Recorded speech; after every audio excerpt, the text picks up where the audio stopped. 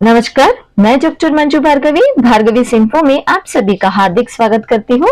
आज मैं आप लोगों को बादल को गिरते देखा है कविता का भावार्थ सुनाने जा रही हूँ। कविता का भावार्थ ऐसा है।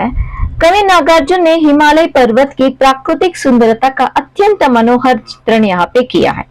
वे कहते हैं कि उन्होंने अमल और धवलगिरी यानी बर्फ से ढके पर्वतों की चोटियों पर बादलों को गिरते हुए देखा है। यह दृश्य अत्यंत मनमोहक और शांतिपूर्ण प्रतीत होता है। कवि ने मानस सरोवर झील के स्वर्णिम कमलों पर गिरते हुए छोटे छोटे मोती जैसे शीतल जल कणों को देखा है। यह दृश्य एक दिव्य अनुभूति का एहसास कराता है और प्रकृति की कोमलता तथा सौंदर्य को उजागर कराता है। इसके बाद कवि हिमाचल के ऊंचे कन्नों पर स्थित छोटी बड़ी अनेक झीलों का वर्णन करते हैं, जिनका जल श्यामल, शीतल और अमल है। इन झीलों में कवि ने समतल मैदानों से आए हुए हंसों को तैरते देखा है। ये हंस मानसून की उमस से व्याकुल होकर यहाँ आए हैं और वे इन शांत झीलों में विश्राम करते हुए विष के मधुर तुंतुओं को खोज रहे हैं। यह दृश्य उनके जीवन की शांति और सौंदर्य के प्रति जिज्ञासा को दर्शाता है। आगे के पद्यांश में कवि ने चकवा और चकई पक्षियों के माध्यम से प्रेम, पीड़ा और पुनर्मिलन की मार्मिक अनुभूति को व्यक्त किया है। कवि कहते हैं कि उन्होंने उन चकवा और चकई पक्षियों को देखा है जिन्हें रात भर एक दूसरे से अलग रहना होता है। ये पक्षी एक दूसरे से अत्यंत प्रेम करते हैं, लेकिन रात्रि काल उनके लिए एक शाप के समान होता है, क्योंकि वे साथ नहीं रह पाते। रात भर की इस पीड़ादायक वियोग के बाद जब सुबह होती है तो उनका करुण क्रंदन रुक जाता है। वे फिर से एक दूसरे से मिलते हैं। इस पुनर्मिलन का दृश्य कवि ने एक महान सरोवर के किनारे हरे शौवाले को दरी पर देखा है, लेकिन यहाँ मिलन भी पूर्ण शांति से नहीं होता। उनमें प्रणय कलह यानी प्रेम भरा झगड़ा भी होता है। यह झगड़ा एक प्रकार से उनके प्रेम की गहराई और मानवीय भावनाओं की तरह जटिलता को दर्शाता है।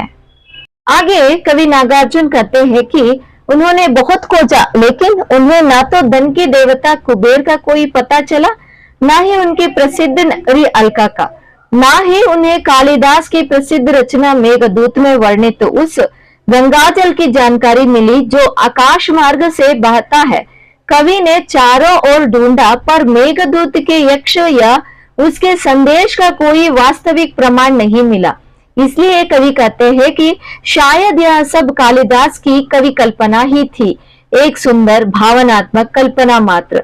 लेकिन इसके विपरीत उन्होंने स्वयं अपने अनुभव से देखा है कि हिमालय की चोटी कैलाश पर जब भीषण सर्दी पड़ी थी, तब विशाल मेघ एक दूसरे से टकराते हुए गड़गड़ाते हैं। यह दृश्य कल्पना नहीं, यथार्थ है। उन्होंने इसे अपनी आंखों से देखा है। कवि कहते हैं कि उन्होंने दुर्गम वर्षा भीगी घाटी में, जहां हजारों फुट ऊंचे पर्वत शिखर है, एक विचित्र दृश्य देखा है। वहां एक तरुण कस्तूरी मृग अपने ही शरीर से निकलने वाले मनमोहक सुगंध के पीछे उन्माद से भागता फिरता है। यह मृग यह नहीं समझ पाता कि जिसे वह खोज रहा है वह उसकी अपनी ही देह में मौजूद है। वह उसी सुगंध के पीछे दौड़ रहा है जो उसकी अलख नाभि यानी रहस्यमयी नाभि से निकल रही है। यह दृश्य आत्म भ्रम और आत्म अज्ञान का प्रतीक है, जब मनुष्य अपनी ही अंदर छिपी संपदा को नहीं पहचानता और उसे बाहर ढूंढना फिरता है।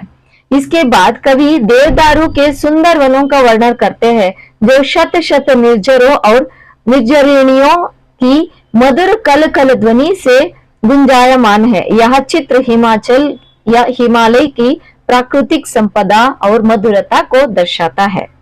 इस कविता में कवि ने हिमालय की एक कुटी या झोपड़ी का दृश्य प्रस्तुत किया है, जो शोणित या लाल और धवल मतलब सफेद भोज पत्रों से टकी हुई है। इस कुटी में सुंदर रंग बिरंगों और सुगंधित फूलों से अपनी बालों को सजाए हुए किन्नर और किन्नरियां बैठी है। उनके गले में नीले रंग के मणियों की माला है, जो शंख जैसे सुंदर गले में शोभा दे रही है। उनके कानों में कुवलई के फूल लटक रहे हैं और वेणी में से पंखुड़ियों वाले लाल कमल सजे हुए हैं। उनके सामने चंदन की लकड़ी से बनी त्रिपदी मतलब मेज पर चांदी से जड़े और मणियों से सुसज्जित सुंदर पान के पात्र रखे हैं जो द्राक्षसों से भरे हुए हैं। वे नरम बाल कस्तूरी भृगु की खालों पर बैठे हैं। उनकी आंखें मदिरा से लाल हो रही हैं। इन किन्नर किन्नरियों की कोमल सुंदर उंगलियां बंसी पर मधुर स्वर निकाल रही है। इस दृश्य अत्यंत स्वप्न सुंदर सौंदर्य और संगीत से परिपूर्ण है, जैसा कोई दिव्य लोक का दृश्य हो। यहीं पर भावार्थ समाप्त होता है। धन्यवाद।